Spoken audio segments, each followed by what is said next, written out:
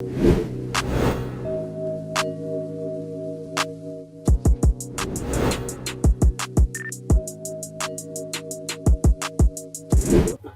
folks, I'm Divya, Shekhar and you're watching me on Forbes India. The bookstore that I'm in right now has just turned 70 years old. I am here at the iconic Bahrisons bookstores in Khan Market in Delhi. It was started in 1953 by Anuj Bahri Malhotra, a refugee in newly post-independent India, and is now being run by his son Anuj Bahri Malhotra. The second generation entrepreneur has been taking the bookstore outside of its home in Delhi. Apart from fueling expansions in Gurugram, Chandigarh and Kolkata, he is now reviving their printing press Tara, apart from steering their literary agency Red Ink. Let's find out more about how an iconic family-run bookstore is attempting to strengthen its footprint in the business of books across the country.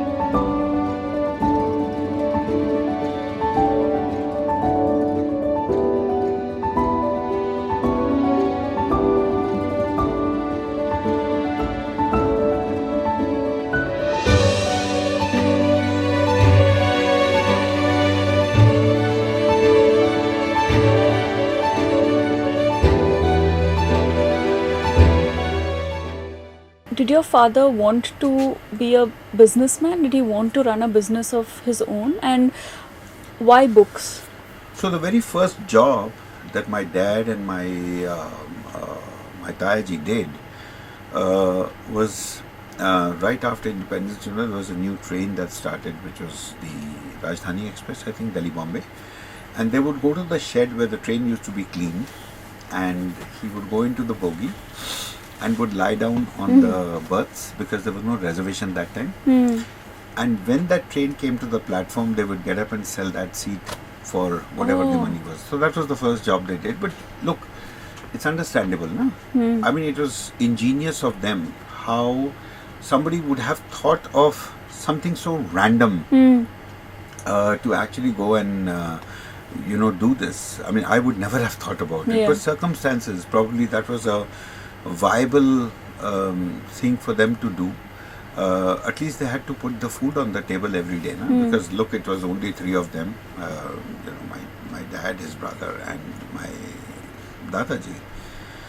So, and after that, then he started selling pens on the streets.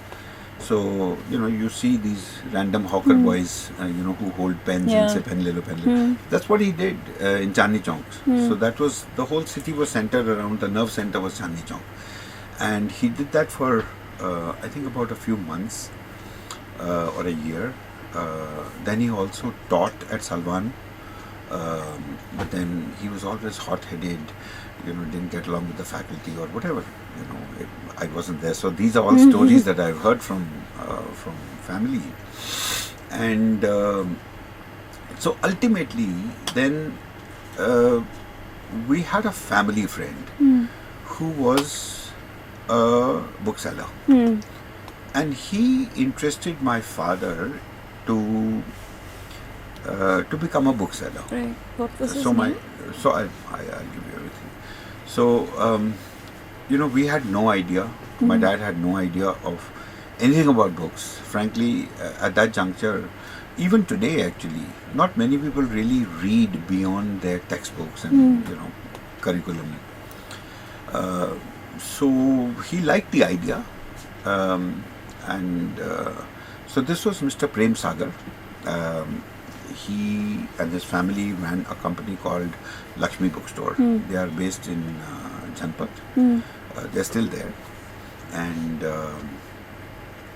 that was the breaking point where my dad came into connect with books. And from what I hear, he really liked it, and it was a clean business, and it was a business of the educated. There wasn't very much money in it, but there was a lot of respect. And slowly and gradually, it took him, a while to establish himself. And then in 1953, he actually got one of the, so this place where we are sitting at right now is a combination of 3 stores. Right. So the front, back, and the middle. So we got the middle store first, and we had no money. My mother at that juncture had one bangle of gold. You know, उसको कड़ा कहते हैं. Everybody understands what a kada of gold is. And that was the payment that went into buying the shop. Right. And yes, it was a great effort, but it was a promise that my dad had made to her that, you know, I will repay you back. And I think he lived up to his promise, because I don't think my mother ever found the need to ask for anything. Right. So he made sure everything was available to her. And then from one store here, so we added the front store to this, then the back store, and then made it into one. But it's been a modest beginning. You know, I remember personally, because I was the youngest in the family, and so I remember we used to have a Lambretta scooter. And all of us, you know, because like nowadays when you see a family, there's so many families, you know, on a motorcycle, husband, wife, one kid here, one beach mein, one aage on the tanki. And this was, you know, it's just memories that come back, you know, because that's exactly how we used to travel. Right. You know, all three kids and on a scooter. And I think, so my dad was very, very touchy, and he took things to heart, you know. So somebody must have said that, you know, you're running a bookshop and things, you're going on a scooter. So he decided that day to sell off the scooter and buy a car, however he had to. You know, he never made us feel the pinch of money. And where he got it from, how he got it from was limited. He worked hard. He would work the whole night, whole day, but he provided for us. Right. And I think that was what life is all about. So, out of the 70 years of the bookstore, 44 years you've been... Unfortunately, yes. And associated with it. I've grown old with this company. And you've also expanded the company, right? Like over the years. Understandably. You see, look, like I said, I never liked to sit on cash. I thought cash was a very limiting position for me to use my brains. Right. And just by giving up the cash counter, it was easier for me to focus on various other aspects of the business. Because, look, technically it's a bookshop. But there is a lot of effort that goes into running of a bookshop smoothly. Yeah. For example, at our stores, even though in this age and world of technology, none of our staff goes back to the computer to check whether we have a book in our store or not. Right. So at any given time, a store would have anything like 80,000, 90,000 titles, or even 100,000 titles. So to remember at a glance, when a customer walks in and asks for a book, I think it is very important for the person attending to the customer to know his stocks. Right. And for you, why did you think it was important to expand? Say, you had a publishing house, that is Tara. I actually didn't. So only 2002 we started the publishing. So prior to that, you know, I got very frustrated actually because there was one cash counter, and either you could stand in front of the cash counter or sit at the cash counter or attend to customers on the floor. But I thought that I think I had more to offer. And that is why I took a little time off. In the sense, I never went away, but out of my day, I would take 2 hours for the publishing, because that was more than enough for me. One man show, you know what am I going to do? I started with one book. And you know, slowly, one by one, you know, it became a full-fledged publishing house. So between 2002 and 2006, you published around 350 titles with Tara, and now in 2024, I think you are sort of having a relaunch for the publishing house. So what's it was the plan? From 2002 to 2006, it was academic publishing. I had an imprint called India Research Press that was all part of Tara India Research Press. That is how the title is. And post 2006, we started doing non-fiction narratives and fiction. So there was a phase where the kind of books that we were doing changed. And then in 2008, when we re-established the publishing house and the agency. So I also run the agency. The Reading. The Reading. So where we sign authors and we develop writing for other publishers besides ourselves. And from that period of 2008, I must have published, I think, about 200 novels, fiction and non-fiction, which was history, narrative and stuff like that. So the publishing house continued, but it kept changing phase. And then just a year before, no, actually at pandemic, because, you know, I'm not a great one for work from home. I prefer the interact to be a one-on-one, and that is where ideas can be developed. So we just gave it a rest to the publishing house, and now in 2023-24, this financial year, we have now decided to re-establish the publishing house with the list of non-fiction narrative and fictional works.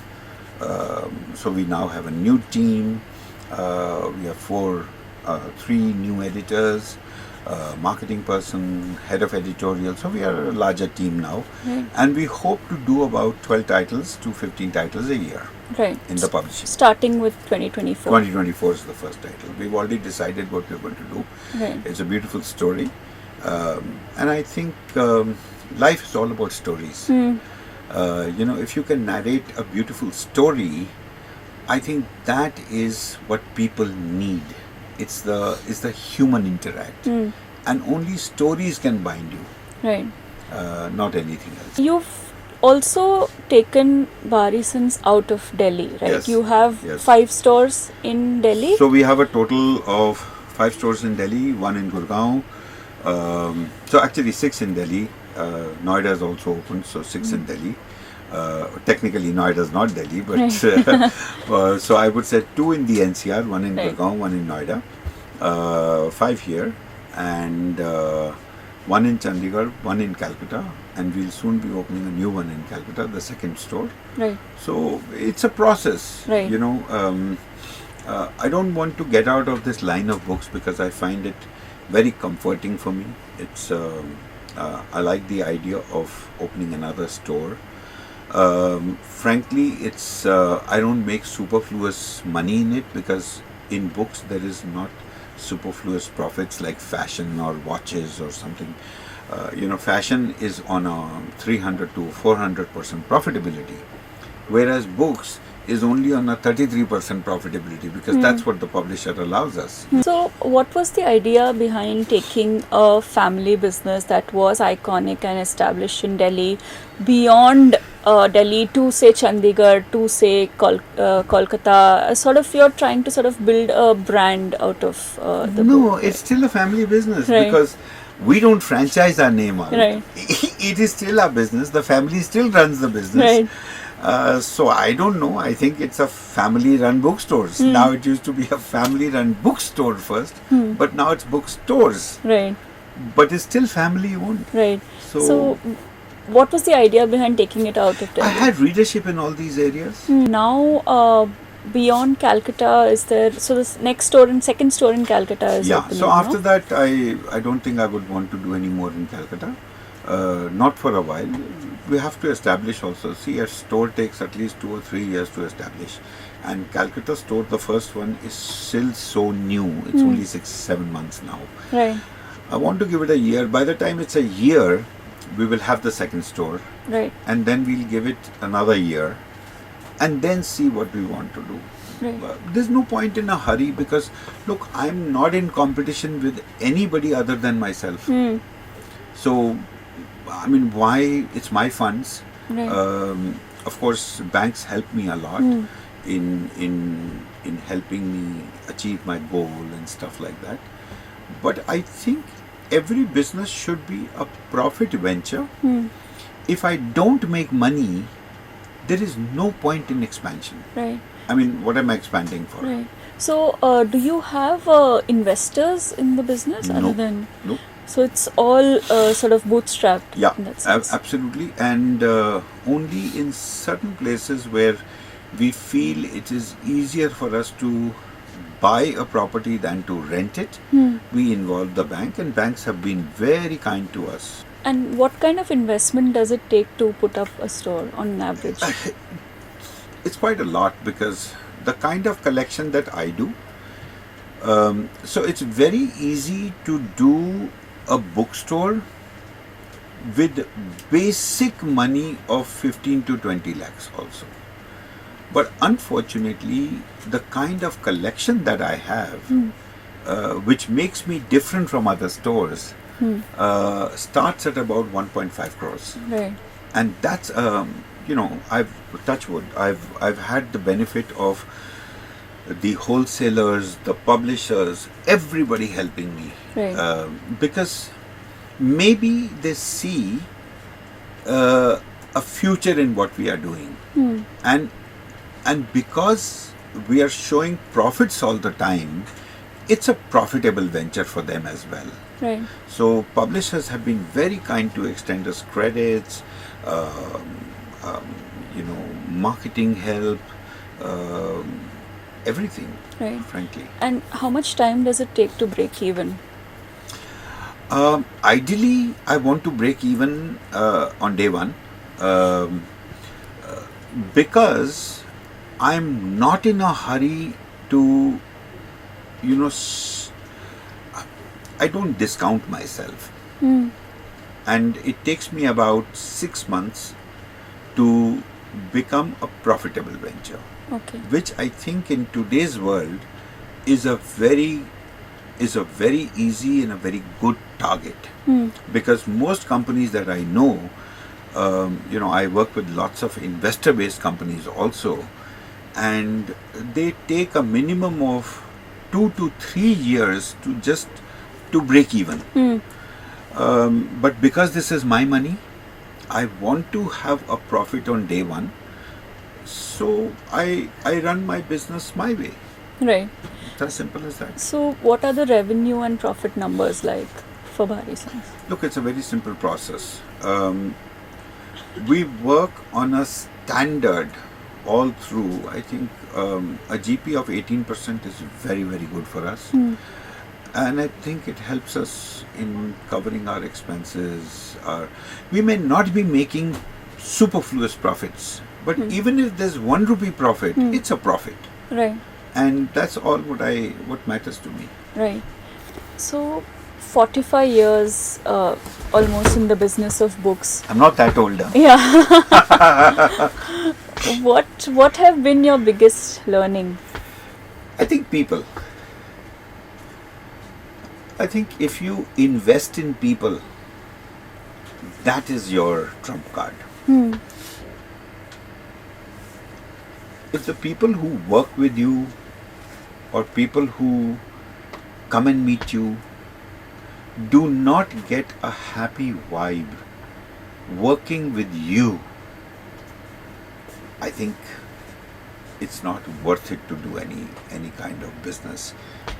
Thank you so much for your time, Thank you Mr. so Malhotra. much. It was wonderful speaking Been with you. such a pleasure talking to you, and thank you so much. I hope this is inspiration enough for other people to come into the business of books. I won't say bookshop, but business of books, because you can contribute in various forms in the running of a nation or a bookstore, Right.